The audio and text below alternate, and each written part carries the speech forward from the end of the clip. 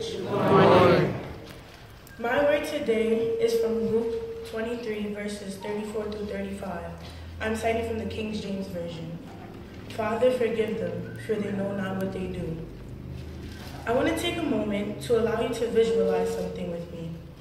Picture a man being spit on, beaten, humiliated, accused of a crime he did not commit, being brought up on a charge that was never even existing. And yes, similar action surfaced recently about a young man named Khalif Browder, who was falsely accused, humiliated, and abused. But I want you to visualize our Savior, who bled, hung high on the cross, bearing our sins, even for those accusing him. In the midst of all this pain and agony, he takes time to plead with the Father on his killer's behalf.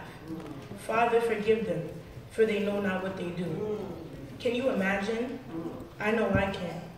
Let's take a moment to make it personal. Think about somebody that has wronged you in your life. Someone who has caused pain in your life. Someone who has brought bad things to your life. Now think of prayer. It's easy to pray for things we want. It's easy to pray for things we need. But praying for someone who has made you suffer, I don't know if I could do that. Could you? My Savior, your Savior, sacrificed himself for us. Sinners, a wrongdoer, a liar, a manipulator, a thief, a cheat, a drug addict, yes, even a murderer. You name it, Jesus died for it. In these final hours, as he hung on the cross, people taunted him. Non-believers who, for some reason, could not believe this was indeed the Son of Man. People who accused him of blasphemy. People who accused him of false prophesying. People who did not believe this was the actual Savior of mankind. They did not realize that this man, whom they crowned with thorns, who they whipped until his back bled out, who they made carry his own heavy cross, who they nailed to a piece of wood, and who they crucified, was there for them. He knew what they were going to do before they did it. He knew Pilate would sentence him. He knew Judas would betray him. And yet, he still went.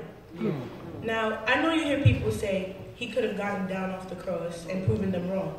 And that is true. But my Savior knew what his job was.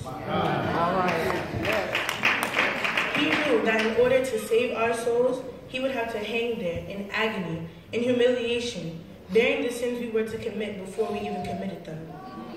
Now, I'm glad they assigned me this sentence out of all the final words, the first word. My Jesus is hanging there after being gruesomely beaten, and his very first thought was not to take the pain away, not to make it get over faster, not to seek vengeance on the people that did this to him.